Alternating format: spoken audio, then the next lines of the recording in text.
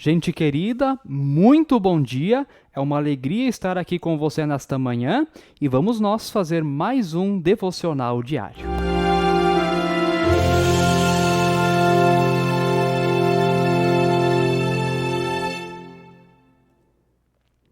Como é bom podermos estar aqui para aprender da palavra de Deus. E vamos lá, vamos olhar então os versículos das senhas diárias de hoje, versículo então do Antigo Testamento, conforme Juízes 10:15. Leio para você, leia aí comigo. O povo de Israel disse a Deus: de fato nós pecamos. Faze de nós o que quiseres, mas salva-nos hoje, por favor.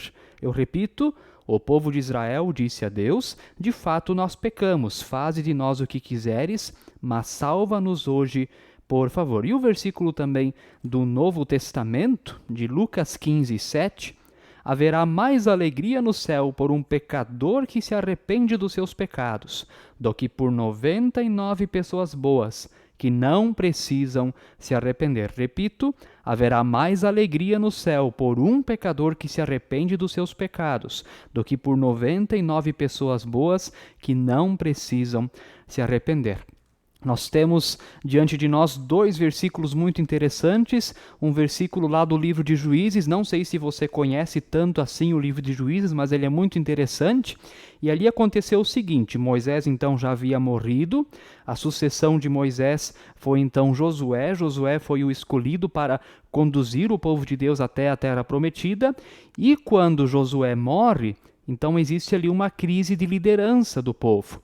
E o povo, ele muitas vezes, esse povo que Deus escolheu, ele muitas vezes se afastava da presença de Deus. Era um povo idólatra, difícil, cabeça dura, que se desviava dos caminhos do Senhor com muita facilidade.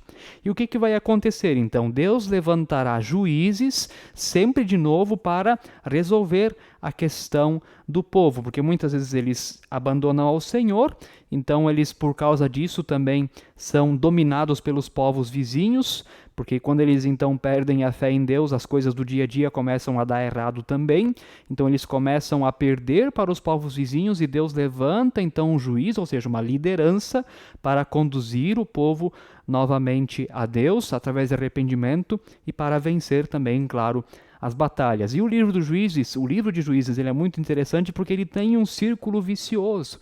É sempre a mesma coisa.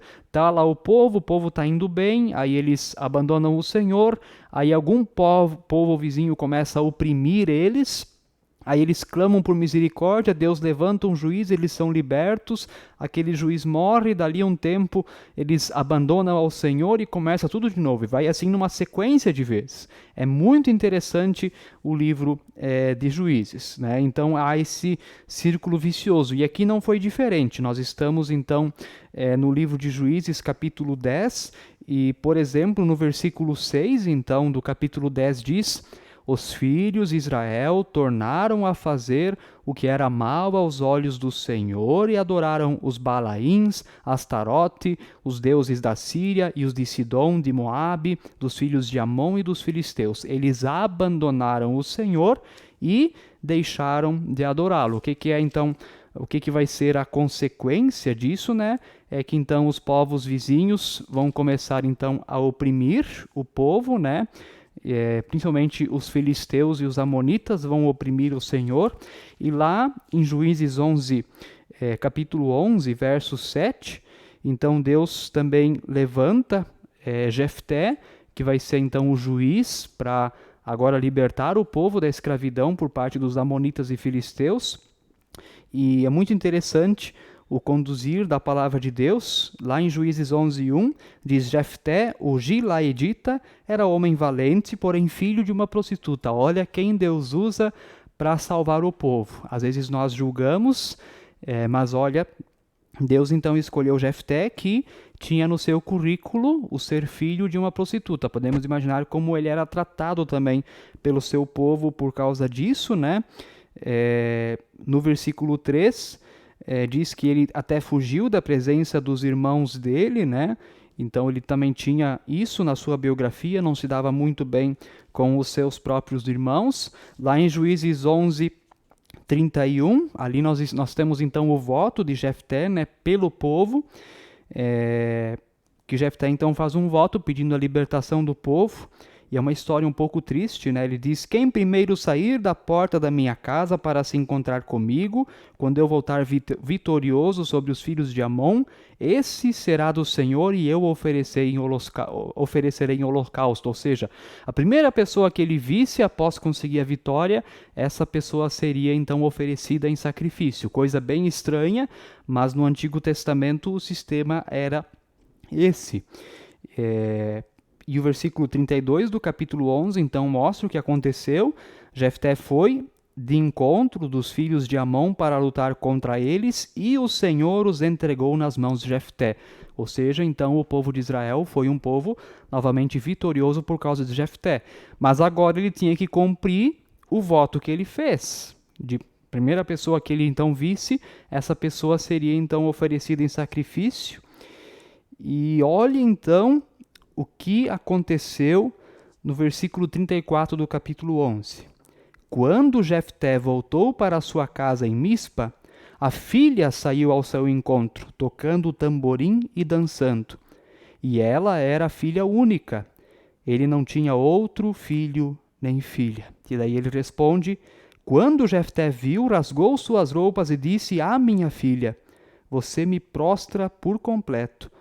Você passou a ser a causa da minha ruína, porque fiz um voto ao Senhor e não posso voltar atrás. Coisas bem esquisitas, mas estão lá bem antigamente, no período do Antigo Testamento. Ele fez o voto, ele queria ser fiel ao voto de Deus, por isso a gente tem que cuidar o que a gente diz para Deus.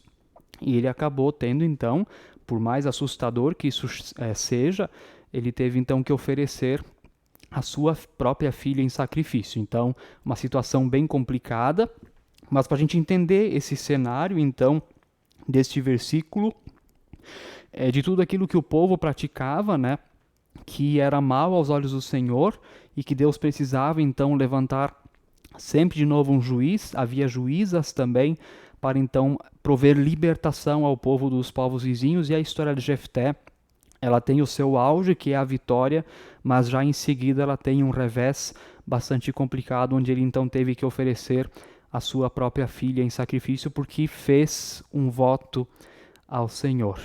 E o versículo do Novo Testamento, eu vou abrir ele aqui novamente, para a gente olhar ele novamente, lá de Lucas 15. Lucas 15, eu não sei se você sabe, mas é o capítulo da Bíblia onde tudo está perdido. Lá nós temos a ovelha perdida, nós temos a moeda perdida e o filho perdido. Mas não é só das coisas perdidas. Se elas estavam perdidas, elas também foram encontradas. E assim então, como o povo, lá no livro de Juízes, sempre se perde de novo, mas é encontrado de novo. Da mesma maneira, Deus se alegra não com o arrogante e orgulhoso que diz que é o queridinho e o amado de Deus. Deus ama aquele que reconhece: eu sou pecador, eu também fico na minha vida num círculo vicioso de perdição, eu também sou pecador, mas Deus veio em Jesus para me salvar. É isso que Deus então espera de nós, por isso diz que há mais alegria no céu por um pecador, uma ovelha que foi achada, do que pelas 99 que orgulhosas e bem estáveis estão lá no aprisco. O que isso tudo quer dizer, gente? Vamos lá, vamos refletir sobre isso tudo.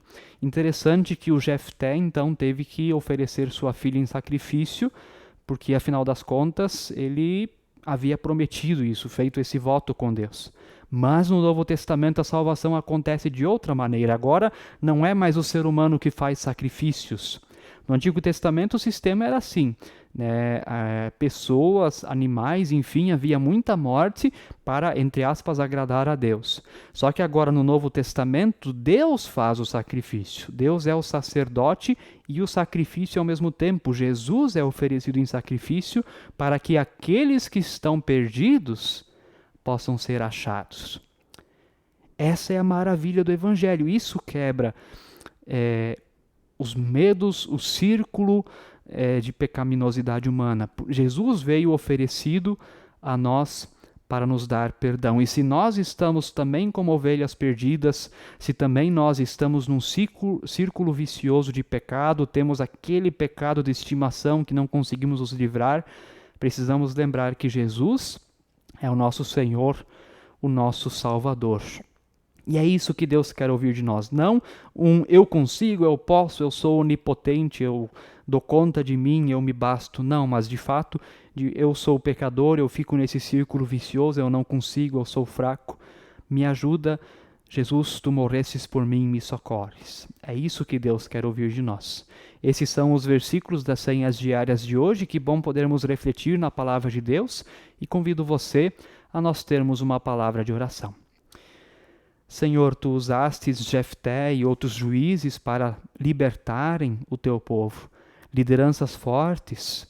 E Jefté também uma liderança forte que foi abençoada por ti, que trouxe Israel de volta a ti, mas que fez um voto e então teve que o cumprir, e desta maneira a tragédia também sobreveio então à sua família.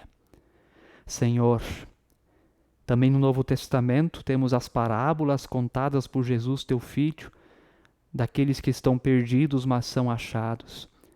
E é isso que o Senhor quer nos achar. Nós não te encontramos, nós não conseguimos chegar até o Senhor, mas o Senhor vem até nós em Jesus. Inclusive, teu Filho mesmo é oferecido em sacrifício para o nosso perdão, para que fôssemos achados de uma vez por todas. Muito obrigado. Nós louvamos e agradecemos que o Senhor tem cuidado de nós. Que o Senhor possa abençoar este nosso dia a partir desta palavra que ouvimos. Em nome de Jesus. Amém. Que você tenha um abençoado dia, tanto aí para você quanto também para sua família. Um abraço, gente.